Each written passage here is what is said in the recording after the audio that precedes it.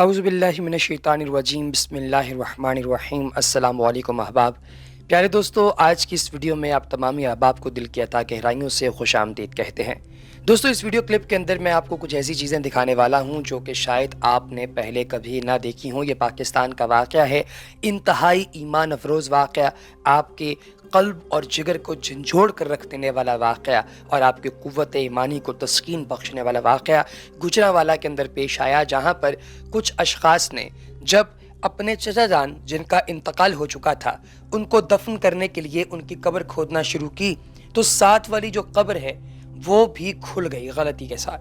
جب وہ ساتھ والی قبر کھلی تو یہ دیکھ کر سب حیران رہ گئے کہ اس قبر کے اندر جو شخص مدفون تھا اس کا کفن تک میلا نہیں ہوا. اللہ اکبر. دوستو، اس شخص کا کفن تک میلا نہیں ہوا. اس کے قبر پر موجود جو پھولوں کی پتیاں تھیں وہ بھی ویسے ہی تر و تازہ تھیں جیسے کہ اس دن تھیں جس دن اسے دفنایا گیا، اور اس کو دفن کیے گئے کم از کم 5 سال کا عرصہ گزر چکا تھا، اور 5 سال کے بعد یہ کنڈیشن تھی جسے دیکھ کر ہر شخص ایک لمحے کے لیے دنگ رہ گیا کہ اللہ کا کیسا کرم ہے، کیسا فضل ہے، کیسی قوت ایمانی ہے جس نے اس شخص کو اس دنیا سے جانے کے بعد بھی اللہ تبارک و تعالیٰ کا منظور نظر رکھا اور اس بندے کا کفن تک میلا نہیں ہوا. اسے دیکھ کر یقینی طور پہ آپ کے ذہن میں بھی وہی نعت چل رہی ہوگی جو میرے ذہن میں چل رہی ہے کہ زمیں میلی نہیں ہوتی، زمن میلا نہیں ہوتا، محمد کے غلاموں کا کفن میلا نہیں ہوتا. پیارے دوستو، اب میں آپ کو ایک واقعہ سنانے والا ہوں. یہ واقعہ ہے جب عراق میں 2 صحابہ کرام رضوان اللہ تعالیٰ علیہم اجمعین کی قبروں کو کھولا گیا. جب قبر کشائی کی گئی تو یہ واقعہ اسلام کی حقانیت کی دلیل ہے اور 1932 کا واقعہ ہے. عراق کے قصبے سلمان پاک میں یہ ایک روح پرور واقعہ پیش آیا جو اسلام کی حقانیت اور ہمارے اسلاف کے ایمان کا منہ بولتا ثبوت ہے. دوستو، بغداد سے 30 میل دور قصبہ سلمان پاک کی ایک پرشکو عمارت میں صحابی رسول سیدنا سلیمان فارسی رضی اللہ تعالی عنہ کا مزار مبارک ہے، اور اب اسی مزار کے گنبد سے متصل رحمت للعالمین صلی اللہ علیہ وآلہ وسلم کے دور کے 2 جلیل القدر صحابہ رسول جن سے متعدد احادیث مروی ہیں، حضرت حذیفہ بن الیمان اور حضرت جابر بن عبداللہ بن عمرو بن حرام الانصاری، آپ دونوں کی قبریں موجود ہیں، آپ کے قبور پرنور موجود ہیں. لیکن یہ قبور پہلے یہاں نہیں تھیں بلکہ سلمان پاک سے تقریباً 3 یا 4 فرلانگ کے فاصلے پر ایک غیر آباد جگہ پر موجود تھیں، جہاں زیر زمین پانی کے سبب حضرت حذیفہ بن الیمان نے 2 مرتبہ شاہ عراق شاہ فیصل اول کے خواب میں آ کر اس سے کہا کہ مجھے اور جابر کو یہاں سے منتقل کر دو کیونکہ دریائے دجلہ کا پانی قبر میں رس رہا ہے. شاہ عراق نے مسلسل 2 راتوں تک یہی خواب دیکھا مگر کچھ سمجھ نہیں آیا. تیسری رات حضرت حذیفہ نے مفتی اعظم عراق نور السعید پاشا کے خواب میں آ کر یہی بات دہرائی، اور جب مفتی صاحب نے شاہ عراق سے اس کا ذکر کیا تو اس نے فوراً ان سے عرض کیا کہ آپ مزارات سے اجساد مکرم کو مبارکہ کو منتقل کرنے کا فتویٰ جاری کر دیجئے، میں بلا کسی تردد عمل کروں گا. فتویٰ اور شاہی فرمان عراق کے تمام اخبارات میں شائع ہوا اور خبر رساں اداروں نے اس تاریخی خبر کو پوری دنیا میں پھیلا دیا. مقررہ دن یعنی 24 ذی الحج 25 اپریل پیر کے دن 1932 عیسوی میں ہزاروں یا شاید لاکھوں انسانوں کی موجودگی میں یہ مزارات کھولے گئے تو معلوم ہوا کہ حضرت حذیفہ بن الیمان کی قبر مبارک میں پانی آ چکا تھا اور حضرت جابر بن عبداللہ کے مزار میں نمی پیدا ہو چکی تھی.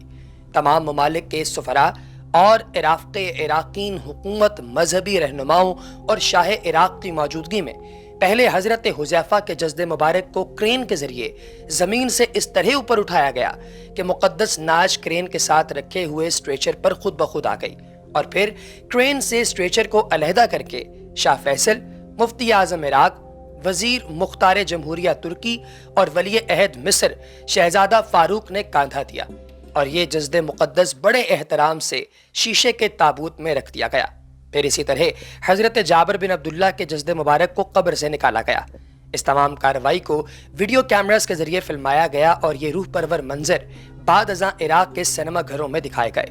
دوستو، اس طرح کے واقعات کو براہ راست دیکھنے والوں میں مسلم اور غیر مسلم ہر طرح کے افراد شامل تھے. ان مناظر کو دیکھ کر ہزاروں غیر مسلموں نے اسلام قبول کر لیا۔ حدیث لکھنے اور روایت کرنے والے ان عظیم المرتبت صحابہ کرام کے چہروں، کفن اور ریشے مبارک دیکھ کر ایسا لگتا تھا کہ جیسے انہیں رحلت فرمائے 1400 برس نہیں بلکہ صرف چند گھنٹے ہی گزرے ہیں۔ سب سے حیرت انگیز جو ہے وہ معاملات یہ تھے کہ دونوں صحابہ کرام کی آنکھیں کھلی ہوئی تھیں اور ان میں اتنی چمک تھی کہ بہتوں نے چاہا کہ ان آنکھوں کو دیکھ لیں، مگر دیکھنے والوں کی آنکھیں ایسے چندھیا جاتی تھیں کہ ہر شخص دور ہٹ جاتا، اور یقیناً وہ دیکھ بھی کیسے سکتے تھے۔ ان آنکھوں میں میرے سرکار صلی اللہ علیہ وآلہ وسلم کو دیکھ کر ان کی شبیہ کو محفوظ کر رکھا تھا۔ اللہ اکبر۔ پیارے دوستو، اس طرح کے واقعات تاریخ میں پیش آتے رہے اور لوگ اس طرح کے واقعات کے بارے میں جانتے ہیں کہ ان کی کیا وقت ہے، کس قدر اعلیٰ مرتبت، کس قدر اعلیٰ پائے کے یہ واقعات ہیں۔ اللہ تبارک و تعالیٰ کی ذات ہم سب کو بھی ان طرح کی تمام چیزوں کو دیکھنے کی، سننے کی، ان پر عمل کرنے کی اور ان کے ساتھ محبت کرنے کی توفیق اور ہمت عطا فرمائے۔